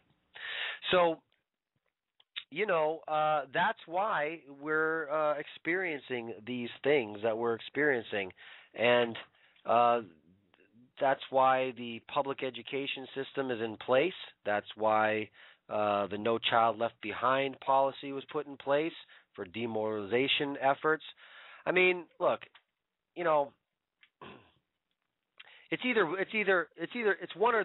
one way or another way, everybody. It's either the people that, you know, we supposedly elect to office are so stupid that they keep repeating the same mistakes over and over again, or there's an actual agenda. I, for one, don't believe that they're so stupid that they're repeating the same mistakes over and over again. I believe there's an agenda. And the people that are elected to positions like senators and congresspeople and congress critters and Skeksis and vampires, they're all, you know, willing participants in the agenda because, look, if you're offered this lifestyle, just do what we ask, do what we say, and, you know, you'll have a good time. You can't stop what's going on anyway. You know, or you can say, no, I'm not going to be part of that, and you can live like that. You know, most of these people don't have the spines of a jellyfish, and they'll take the first choice. You know, sign their soul away. All right. So let's end this show on a positive note. All right, as we're starting to wind down, let's do some health stuff. I want to get to this article because I'm big into the immune system, and after being sick for almost 2 weeks now, you can still hear it in my lungs and my nasal cavity. I'm a little nasally, and it's not because I'm from Massachusetts. It's just because I'm sick. But here we go. Top 10 herbs and spices for strengthening your immune system. And I have not read this yet, so we're going to go through this, together for the first time as a family. Of the many systems working within the human body, the immune system is an excellent example of complex efficiency, a network of participating cells and organs. It synchronizes its responses when defending the body from infection and disease.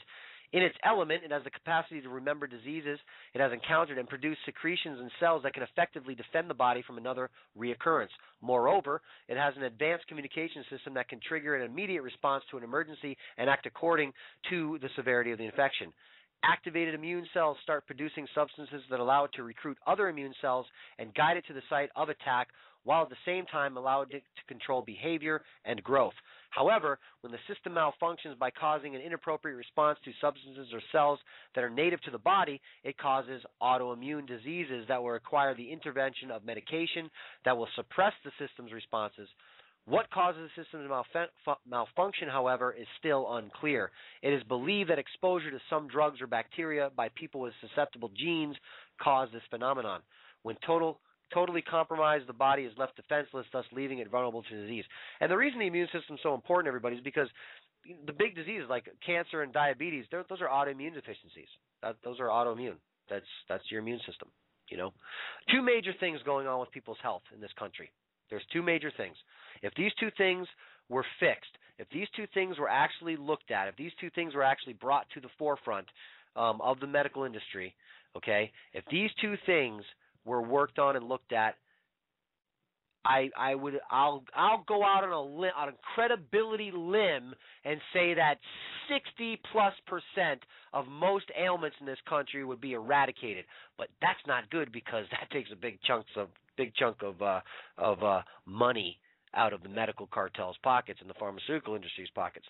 So if these two things were fixed, the immune system and the ability for the body to absorb nutrients, those two things are what's plaguing people in this country. Those two things. The ability to absorb nutrients properly and suppression of your immune system. Those two things alone. But anyway, and you may say, well, Darren, well, how does my absorption rate get screwed up? Well, that has a lot to do with the flora being killed in your stomach and your digestive tract, and there's many different reasons why that can happen. And look, a lot of it's genetically modified foods. That's a big proponent of that. A big deal with as far as destroying your digestive tract. Genetically modified foods. Doritos, genetically modified food. How many bags of Doritos did you go through when you were a kid? I went through a lot. But you can also regrow the flora in your intestinal tract. So there's hope here, And this is why I kind of despise the medical industry, because they never fix the problem. They never go into the root cause of the problem. It's all masking and blah, blah, blah, and you guys already know all this stuff. All right, so let me get into this here. Helping the body's defense system. The body's defense system is only as dependable as the support it gets. Okay, I'm not going to go through this, blah, blah, blah, blah, blah, blah, blah. So here we go. Foods that naturally boost the immune system. Let's see. Foods that boost the body's immune system can offer a lot of healthy options for those who wish to be more conscious in what they take in. To be sustained, the immune system heavily depends on the stomach for support. Well, see, it ties right into the inability to absorb nutrients, right?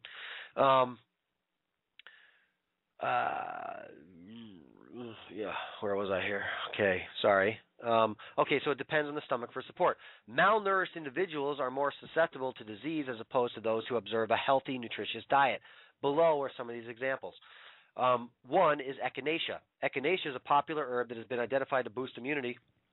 Combined with golden seal root, another herb, or enjoyed as tea, this member of the daisy family has been found to prevent and treat upper respiratory tract infections as well as the common cold.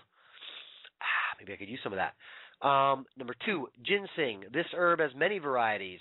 The most commonly studied is Panax ginseng, also known as Korean ginseng. Its main active component, ginsenosides, have been proven to have anti-inflammatory and anti-cancer properties. Clinical research studies have demonstrated that it may improve immune and psychological functions as well as conditions related to diabetes. Ginseng. Now, has your doctor ever told you about ginseng? Has your doctor ever told you about? No, he probably hasn't told you about that stuff. Garlic. This spice has a long history of medicinal value. In a recent study conducted by Dr. Ellen Tattleman, an assistant professor at the Albert Einstein College of Medicine of Yeshiva University, New York. Oh, God, I love those big, long medical titles.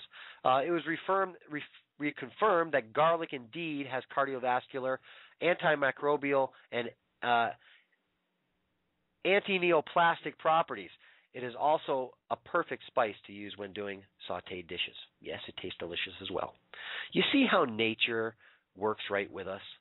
You know, and this is our problem, man. I don't care what anybody says. The reason society, the reason people are so confused, mixed up, disoriented, their priorities are banged up, the reason they're sick, the reason they're unhealthy, the reason they're bloated, all of these things is because we have been removed from nature. We have been removed as far from nature as they could possibly remove us from. You know, and someone today I heard mention something about these. I'm going off on a little crazy here, okay? So bear with me. Somebody mentioned these Japanese robots or these robots Japan is developing as sex robots. You know, and they asked me what I thought of that, and I'm like, I think it's wrong. I don't agree with it at all. Look, I mean, talk about being removed from nature. You're gonna have sex with a robot? Are you serious? I mean, really, are you serious? Seriously. I know that kind of took a huge turn from garlic, but my point was we have been removed from nature is my point, and that's why we're sick, okay? 4, bell peppers. I love peppers. This pepper variety does not contain capsaicin, unlike its other feisty cousins. On the contrary, it is sweet and crunchy and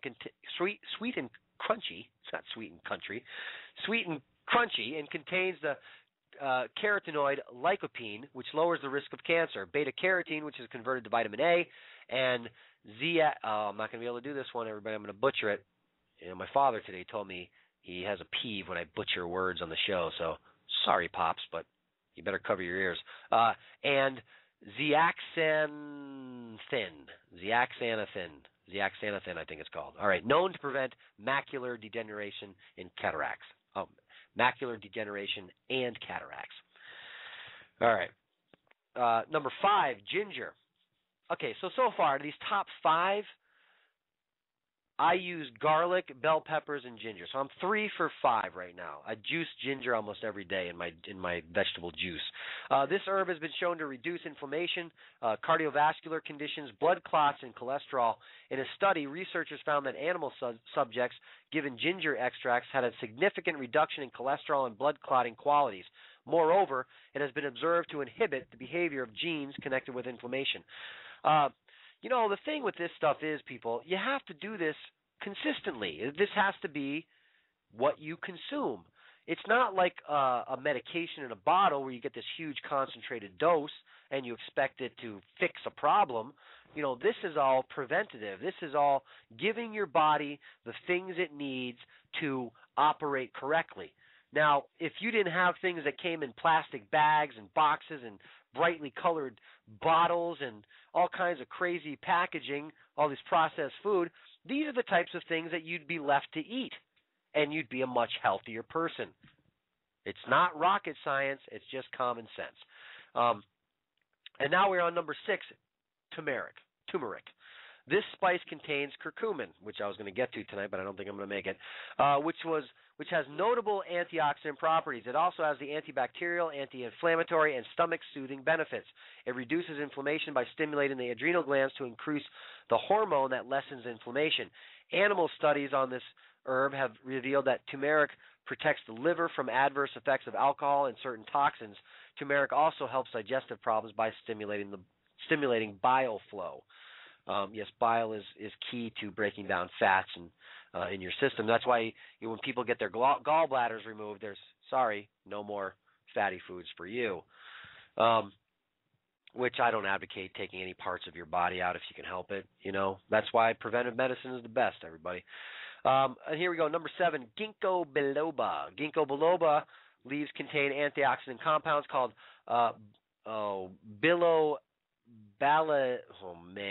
I really apologize. Bilobalides. Bilobalides. Yes. See, I don't mind sounding out. At least I'm not clapping with the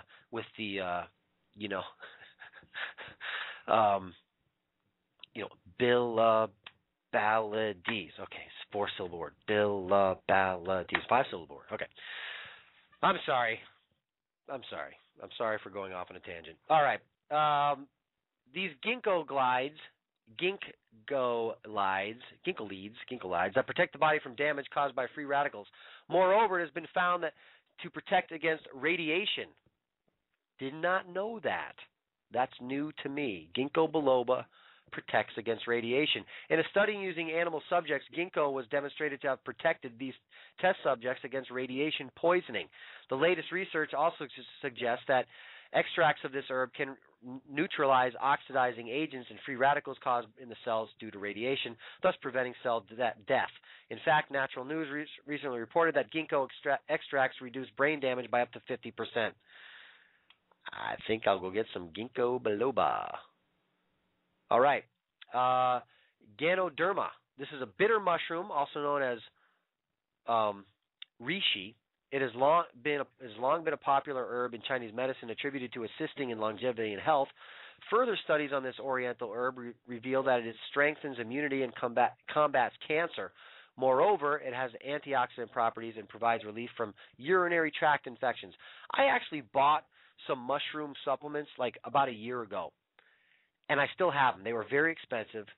They're supposed to work very well. I can't tell you because I've never taken them. They're sitting in my cabinet, and the reason I've never taken them is because it's one of those things they tell you to take on an empty stomach. I don't know when that is. I don't know when that is.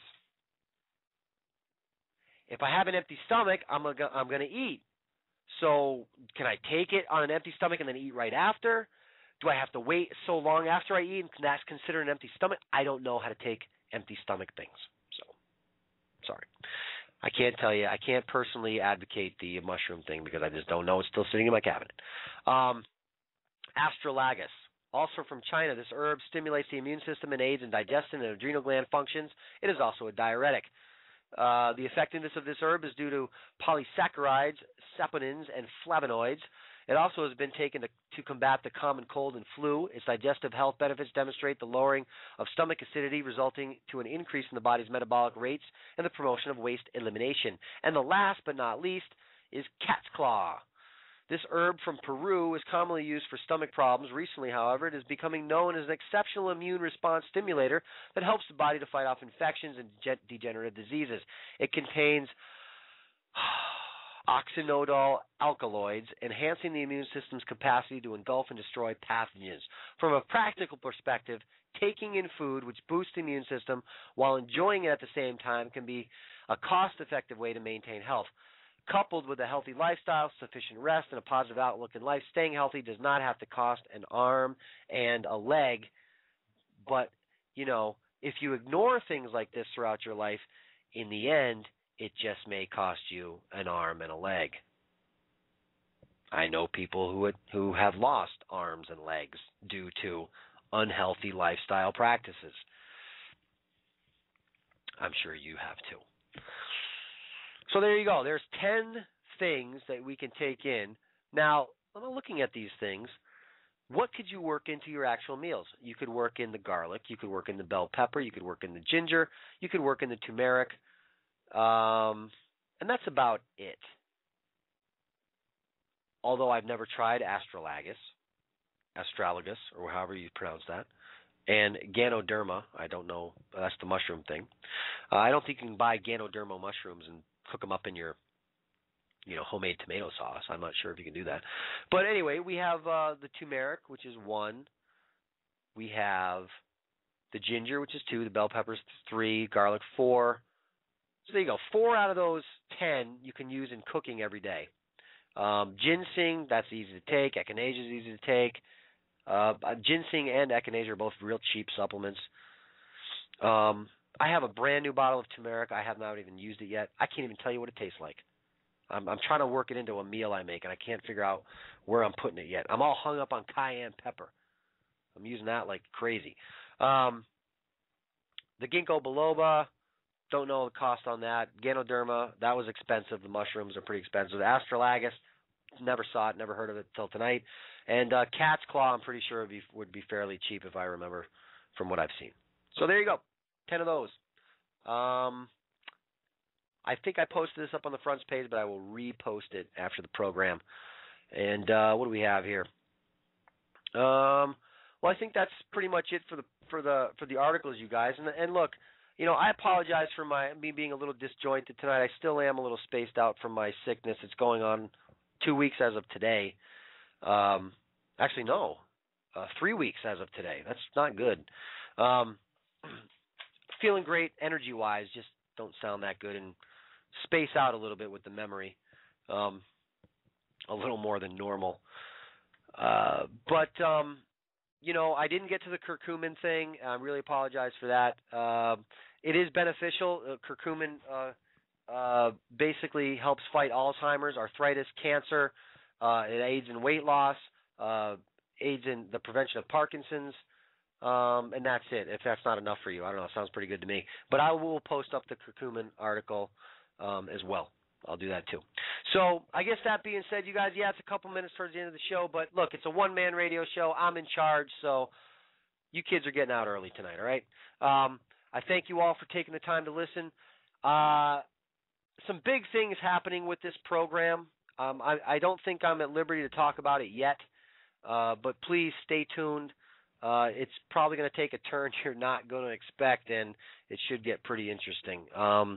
And maybe I can explain a little bit more next week, next Thursday. Remember, you guys, only on Thursdays, 6 p.m. now, 6 to 8, for the next few weeks while I'm in my life transition here. Also, I may be on the road next week, so I'm not actually sure if we'll have a show, but definitely the following week. What else?